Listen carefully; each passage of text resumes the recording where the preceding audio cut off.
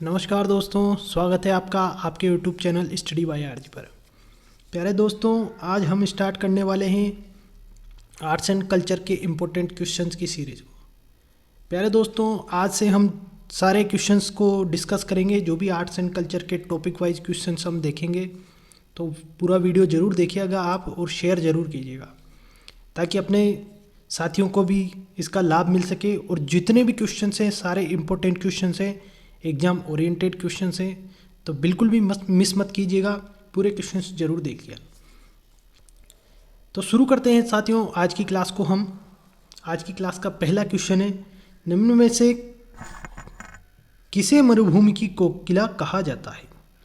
तो प्यारे दोस्तों, ये क्वेश्चन है हमारा आज का कि निम्न में से किसे मरुभूमि की कोकिला कहा जाता है। प्यारे दोस्तों, आज हमारा टॉपिक कौन सा है? लोक संगीत और लोकगीत। जो भी राजस्थान के लोक संगीत या लोकगीत हैं उनको हम डिस्कस करेंगे। प्यारे दोस्तों, राजस्थान की आर्ट्स एंड कल्चर का जो अपना पहला टॉपिक है, ये इन क्वेश्चंस को हम डिस्कस करेंगे, इसमें लोक संगीत और लोकगीत के। तो शुरू करते हैं। पहला क्वेश्चन है हमारा, मरुभूमि की कोकिला किसे कहा जाता है। तो इसका राइट आंसर क्या होगा? अला जिलाई बाई को। प्यारे दोस्तों, जो मरुभूमि की कोकिला है किसे कहा जाता है? अला जिलाई बाई को। और इसके बारे में हम कुछ देख लेते हैं, ताकि उससे आपको और अधिक जानकारी मिल जाए। प्यारे दोस्तों, ये जितने भी क्वेश्चन है प्रीवियस ईयर क्वेश्चन है, ये पुलिस कांस्टेबल एग्जाम 2013 में पूछा गया क्वेश्चन। अब इला जिला बाई कौन है, इनके बारे में हम देख लेते हैं। प्यारे दोस्तों, एक मांड गायिका है, ये हमें ध्यान रखना है। मांड क्या होता है? एक शैली होती है गाने की, तो उसे मांड कहा जाता है। ये मांड गायिका है और ये कहाँ की है? बीकानेर की रहने वाली है। और राजस्थान की मरु कोकिला कहा जाता है, ये मैंने आपको बता दिया। प्यारे दोस्तों, इन्हें किस गीत से पहचान मिली? तो इन्होंने गाया था केसरिया बालम गीत। इस गीत से इन्हें पहचान मिली थी, तो इसी से ये प्रसिद्ध हुई थी। तो ये हमें ध्यान रखना है। और प्यारे दोस्तों, एक और बात ध्यान रखनी, कला एवं साहित्य के क्षेत्र में 1982 में इन्हें पद्मश्री से भी सम्मानित किया गया था। कोकिला जिलाबाई को पद्मश्री से भी सम्मानित किया गया, ये हमें ध्यान रखना है। चलते हैं आज का नेक्स्ट क्वेश्चन देखते हैं। हमारा नेक्स्ट क्वेश्चन है, मांड गायिका के लिए 1982 में पद्मश्री से पुरस्कार किस प्रसिद्ध महिला को दिया गया। तो इसका राइट आंसर क्या होगा? अला जिलाबाई। मैंने अभी हाल ही में प्रीवियस क्वेश्चन में आपको बताया था कि 1982 में पद्मश्री पुरस्कार से कला एवं संस्कृति के क्षेत्र में अला जिलाबाई को पद्मश्री से सम्मानित किया गया। तो हमें ध्यान रखना है। प्यारे दोस्तों, बहुत इंपॉर्टेंट क्वेश्चन है, पुलिस कांस्टेबल 2007 में पूछा गया और यही क्वेश्चन हमेशा रिपीट होते हैं, तो ये हमें ध्यान रखना है। नेक्स्ट क्वेश्चन देखते हैं। केसरिया बालम आओ नी पधारे हमारे देश, अला जिलाबाई ने किस राग में गाया था। तो ये हमें ध्यान रखना है कि ये किस राग में गाया था। तो ये मांड शैली में गाया था। ये मांड शैली भी कहा जाता है कि मांड गाय राग इसे कहा जाता है। बहुत इंपॉर्टेंट क्वेश्चन है, 2 बार पूछा गया है ये, तो ये क्वेश्चंस हमें ध्यान रखने हैं। चलते हैं नेक्स्ट क्वेश्चन देखते हैं। हमारा नेक्स्ट क्वेश्चन है, निम्न में से कौन सी मांड गायिका बीकानेर से संबंधित नहीं है।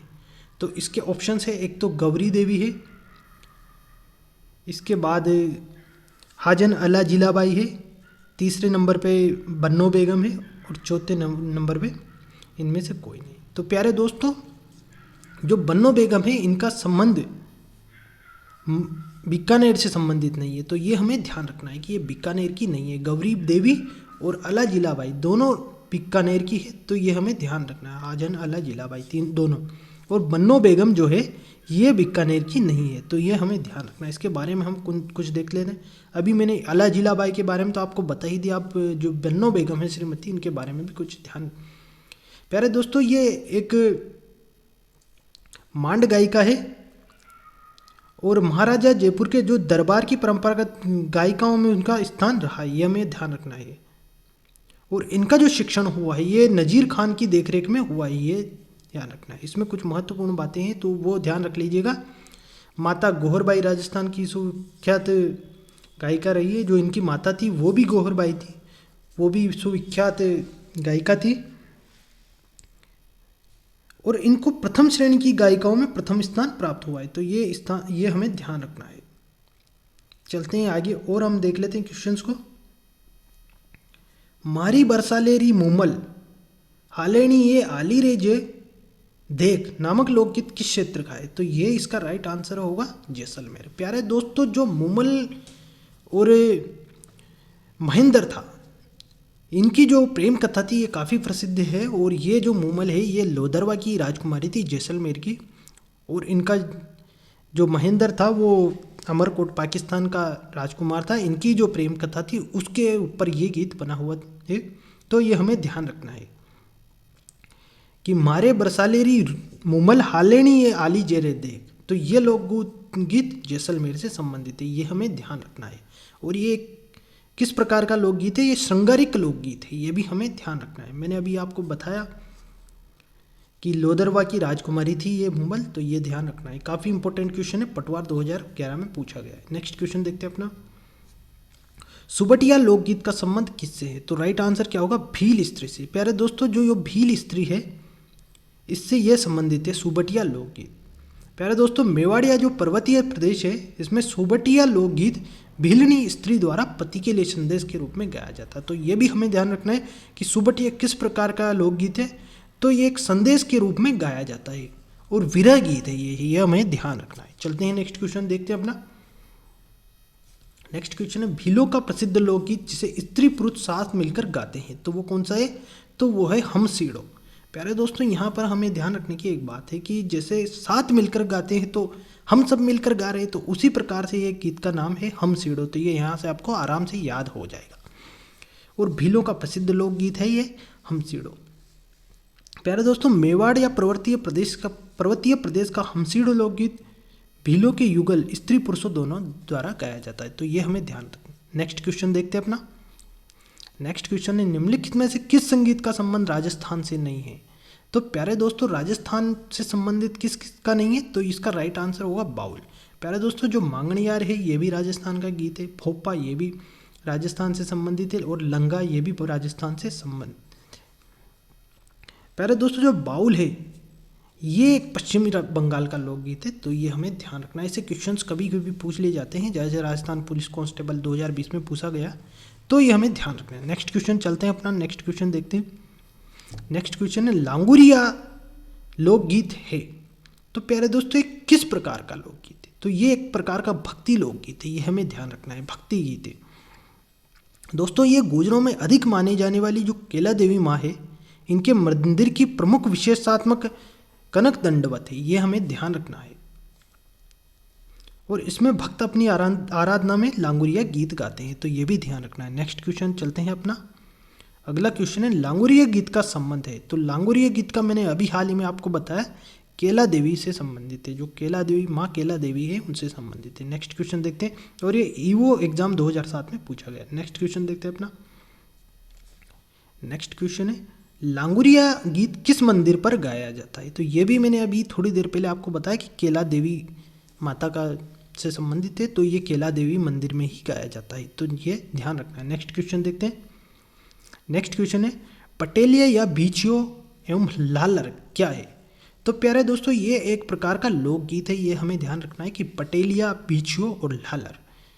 साथियों, ये सारे लोकगीत आपको अच्छे से याद करने हैं। बहुत इम्पोर्टेंट टॉपिक है ये आपके लिए। जो भी राजस्थान के एग्ज़ाम्स अभी आ रहे हैं, सीईटी है या हाईकोर्ट एलडीसी है, तो उनके लिए बहुत महत्वपूर्ण है। चलते हैं नेक्स्ट आगे देखते हैं, इसके बारे में कुछ देख लेते हैं। प्यारे दोस्तों, जो पटेलिया, बीचिया या लालर है ये आदिवासियों का एक लोकगीत है, ये भी हमें ध्यान रखना है। किससे संबंधित है? ये आदिवासियों से संबंधित है, उनका लोकगीत है। नेक्स्ट चलते हैं अपना। पावना गीत कब गाया जाता है? तो प्यारे दोस्तों, पावना क्या होता है? आप सब जानते ही हैं कि पावना जो दामाद होता है उसको पावना कहा जाता है। तो ये इसका राइट आंसर क्या होगा? ससुराल में जमाई के आगमन पर, ये हमें ध्यान रखना है। प्यारे दोस्तों, पावना मैंने अभी आपको बताया किसी घर में ब्याहे जाने वाले व्यक्ति से संबंधित गीत गाए जाते हैं, ये गीत पावना कहलाते हैं। और प्यारे दोस्तों, कब गाए जाते हैं? ये भोजन कराते समय गाए जाते हैं और मीठी गाली दी जाती है, मतलब गालियाँ गाना इसको कहा जाता है, ये भी हमें ध्यान रखना है। नेक्स्ट क्वेश्चन देखते हैं अपना। पावना नामक गीत गाए जाते हैं, तो इसका राइट आंसर क्या होगा? नए दामाद को ससुराल में खाना खिलाते समय। अभी हाल ही में मैंने थोड़ी देर पहले आपको बताया, तो इसका राइट आंसर ये हो जाएगा। नेक्स्ट क्वेश्चन देखते हैं, चलते हैं अपना नेक्स्ट क्वेश्चन। आज का नेक्स्ट क्वेश्चन है पंडित जसराज का संबंध है। तो पंडित जसराज जो थे ये कहाँ से संबंधित रखते थे, तो ये मेवाती घराने से संबंधित रखते थे, ये हमें ध्यान रखना है। अब मेवाती घराने के बारे में कुछ देख लेते। जो उस्ताद घग्गे नजीर खां द्वारा प्रारंभ जयपुर की ख्याल गायिका का प्रसिद्ध घराना है, ये हमें ध्यान रखना है। जो घग्गे नजीर खान है इनके द्वारा जयपुर की ख्याल गायकी का प्रसिद्ध घराना है, ये हमें ध्यान रखना है। और पंडित जसराज इसी घराने से संबंधित है। नेक्स्ट क्वेश्चन देखते हैं अपना।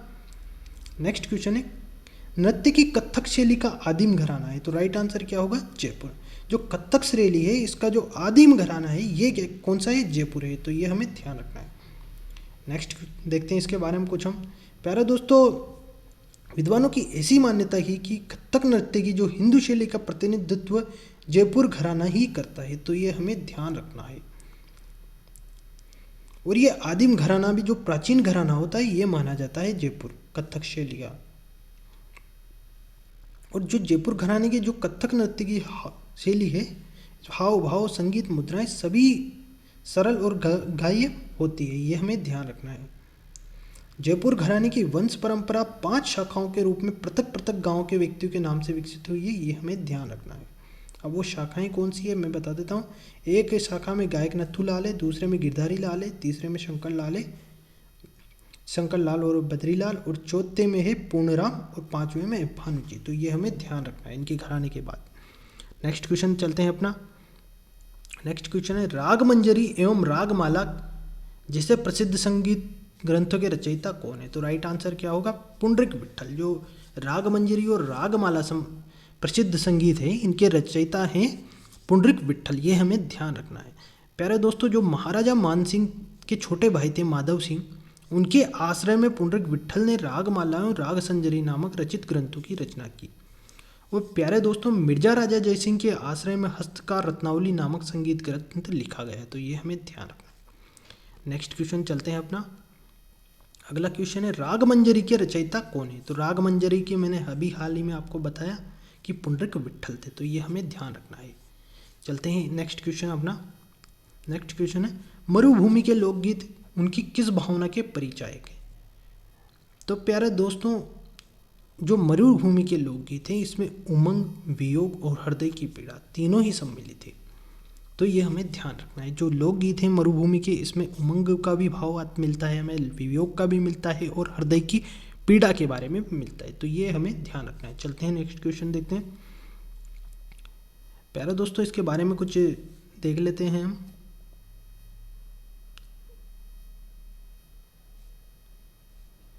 अगला क्वेश्चन देखते हैं गौरी देवी जिस गायन शैली से संबंधित थी वो कौन सा था, तो वो था मांड। मैंने अभी पहले आपको क्वेश्चन में बताया भी था कि गौरी देवी कौन सी शैली से रखती है, मांड शैली से। और श्रावण मास के दौरान राजस्थानी महिला द्वारा गाए जाने वाले लोकप्रिय लोकगीत का नाम है, तो श्रावण में कौन सा लोकगीत गाया जाता है, तीज के जो गीत होते हैं वो श्रावण मास में, क्योंकि तीज का जो त्यौहार होता है वो श्रावण मास में ही होता है, तो उसी श्रावण मास में तीज के जो लोकगीत हैं वो गाए जाते हैं, ये हमें ध्यान रखना है। नेक्स्ट क्वेश्चन देखते हैं अपना। नेक्स्ट क्वेश्चन है निम्नलिखित में से राजस्थान की लोकप्रिय तार कठपुतली कौन सी है, तो राइट आंसर क्या होगा, कठपुतली। राइट आंसर क्या हो जाएगा, कठपुतली। राजस्थान की जो लोकप्रिय तार कठपुतली है वो है कठपुतली, तो ये हमें ध्यान रखना। एक होलार नाम का जो राजस्थानी लोकगीत है वो किस अवसर पर गाया जाता है, तो ये हमसे पूछा गया, तो ये गाया जाता है शिशु के जन्म होने पर। जो होलार नामक लोकगीत है ये शिशु के जन्म पर गाया जाता है, ये हमें ध्यान रखना है। नेक्स्ट क्वेश्चन देखते हैं। प्यारे दोस्तों, तो आज इतने ही क्वेश्चन थे, और ये क्वेश्चंस काफ़ी इंपॉर्टेंट प्रीवियस ईयर क्वेश्चन है, सारे क्वेश्चन प्रीवियस ईयर क्वेश्चन है, तो ये आपको सभी एग्जाम्स में काफ़ी बेनिफिट देंगे। प्यारे दोस्तों, ऐसे ही क्वेश्चंस देखने के लिए आप चैनल को सब्सक्राइब जरूर कीजिएगा और लाइक करके बताइएगा कि कैसा लगा। आप अगर जितना लाइक करेंगे उससे हमें मोटिवेशन मिलता है। तो प्यारे दोस्तों, अगली क्लास में फिर मिलेंगे हम नए क्वेश्चंस के लिए नए टॉपिक के साथ। तो चलते हैं, आज के लिए इतना ही था। जय हिंद, जय Bharat. Thank you very much.